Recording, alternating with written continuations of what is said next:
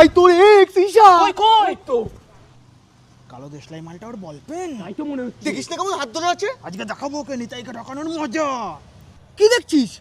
ওই তো কি হয়েছে? একটা হেল্পিং চাই। বলুন। আমার গার্লফ্রেন্ড হতে হবে। পুরোপুরি হওয়া লাগবে না, কিছুক্ষণের জন্য হলেই হবে। দরকার হলে আরেকটা চড় মেরে দিও। মানে?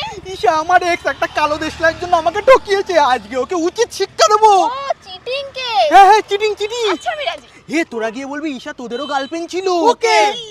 এই যে বাবু এটা তোমার এক্স না? হ্যাঁ তো ও আমাকে বলেছিল আমি ওর থেকেও ভালো মেয়ে পাবো। তোর কথা সত্যি হয়েছে। এই কালো দেশলাইটাকে এ আমার বয়ফ্রেন্ড। একটু সাবধান, নাই কখন যে তোকে পুড়িয়ে লাইটারের কাছে চলে যাবে, ধরতে পারবি না। এই কি সব বলছো? ঈশা তুমি এখানে কি করছো? এটা আবার কে? আমি ওর বয়ফ্রেন্ড। আমি ঈশার বয়ফ্রেন্ড। তাহলে আমি কে? তুই এবার কে? আমি ঈশার বয়ফ্রেন্ড। তাহলে আমি কে? বাহ ঈশা বাহ। আরে নিতাইয়ের এগুলো বন্ধু, নিতাই সাজিয়ে নিয়ে এসেছে। এই, এগুলো আমার বন্ধু, তোরা আমাকে চিনিস না। না।